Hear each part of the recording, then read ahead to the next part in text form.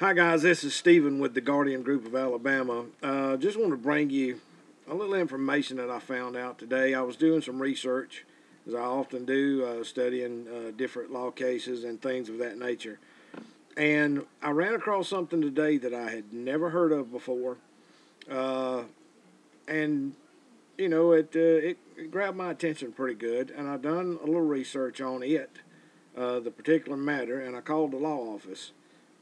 One that was listed on some of the cases there. And I've just gotten off the phone not more than 5 minutes ago with them. Today's the 28th of March. So just to give you a little timestamp on this. And what I found out is that my thoughts on it were absolutely true. And I ran across this just out of the blue. But this is what it takes to find out things, ways to protect your rights. And what this was an action called malicious prosecution. Uh, I really couldn't find a whole lot online explaining a lot of it, but when I talked to the lawyer, he was one of the head lawyers there at this law firm, and he said it absolutely did apply to if you're open carrying. And let me give you a scenario. You're open carrying, police officer comes up and says, I know what you're doing, it's legal and all that, but I'm you're going to do what I say. You need to conceal that and whatever. I'm going to get you for disorderly, whatever. And he proceeds to arrest you on whatever. All right, first of all, it's already been ruled that the mere presence of a gun, open carrying, does not constitute RAS, which they have to have. To make somebody do something different than what's legal, open carry is legal, is coercion. I would go over the definition that you can look it up. It's in the Alabama state law. Okay, but and I had heard of all that before and actually done a paper on it. But this, malicious prosecution, is when that officer does that exact thing. He pushes the issue, he arrests you, he knows it's not going anywhere, he wastes your time and your money just to prove a point that he can tell you what you're going to do, what you're allowed to do in his eyes. And he's not following the law. And I can't remember exactly how the lawyer put it. He stated something about, this occurs anytime there's no legal basis for what they're doing. The absence of a legal authority, by how the law is written. I'm not good at legal words, but anyway, that's basically what it is. And you can file a malicious prosecution suit, which I think if the officer that is doing this actually knows what all this would entail, as described to me by a lawyer who has prosecuted cases like this, that means they're in some serious hot water, strictly for pushing the issue of something just because they don't like it, such as open carry, and pushing the issue more just to cause you grief. So I thought I'd bring that to you. If you got a lawyer, ask him about it. Like I said, I knew nothing about it until today. It's just, I run across it. It was just those words in one of the little briefs there, and actually it was for another state. And I looked it up to see if Alabama had this, and yeah, we do. And it is something that that can be used in a situation like this. So if it helps you, you got to stand up for your rights. Now, again, let me be clear one more time, because I don't think, a lot of people understand, I am not anti-police or anti-law enforcement or anti-anything like that. So don't get me wrong. We're talking about the small percentage of police officers that give the others a bad name. We're talking about the ones that just keep pushing, and you're going to do what they say simply because they say it. Basically, the ones that I am the law, those types. Now those, uh, I have a different view on them. And again, I'm not bashing cops.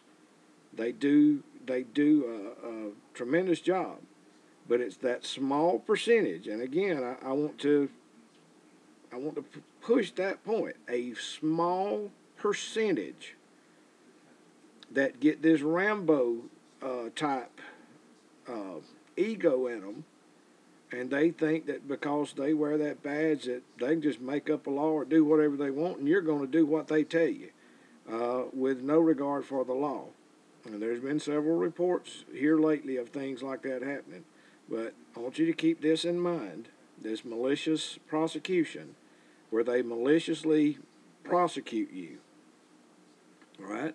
And you can use this. Look it up. I was going to put some links, and I really can't get any fine, detailed type things pertaining directly to Alabama, which is what I try to do.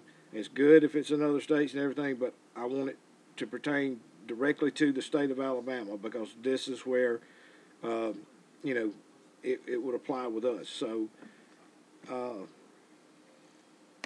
you know, take that freebie, ask your lawyer about it.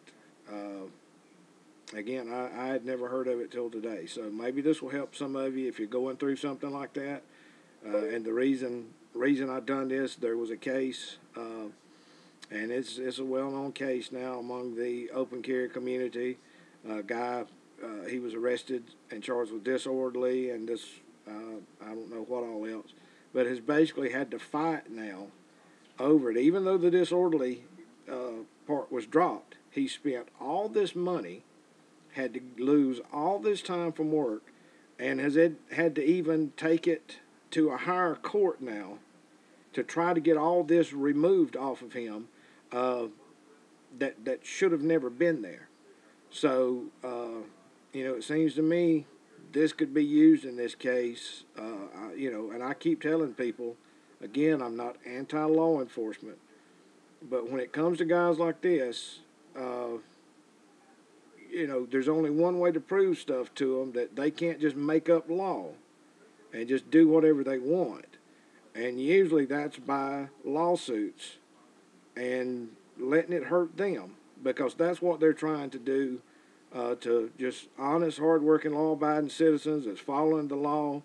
It's something they don't like, and therefore they put them through all this grief. So here's something to combat that, and I hope it helps. I hope it helps, and I hope that some of these guys with that mindset, they start to see that, look, people are waking up. They're tired of the rights being trampled, and we're not going to take it no more. And if you do this, it's going to come back and bite you in the butt in the end, and you're going to lose everything. You're going to owe this person a lot of money.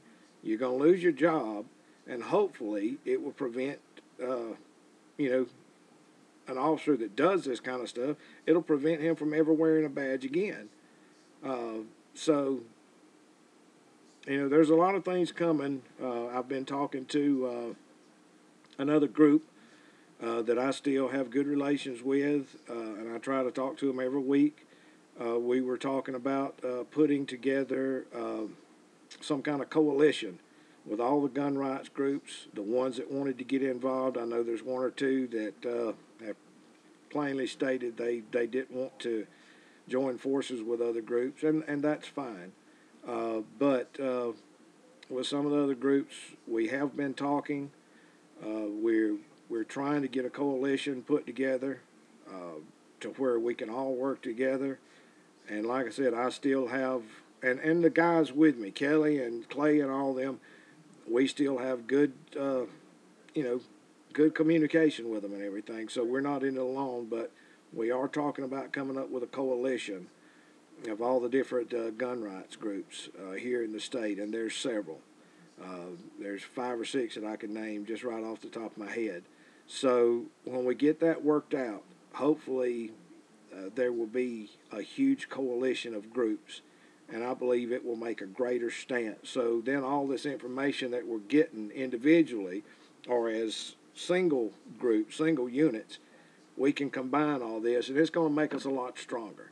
And again, this isn't to bash cops. I've got a great respect for them and what they do.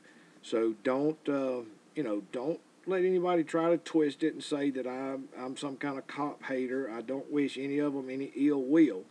But again, let me say it clear. It's that very small percent.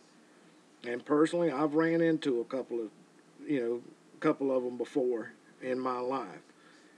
It's a very small percentage that thinks that because they wear that badge, you're going to do what they say, no matter if it's within the law or not, and no matter if they're violating your rights or not. It's these guys that we need to get out of that system.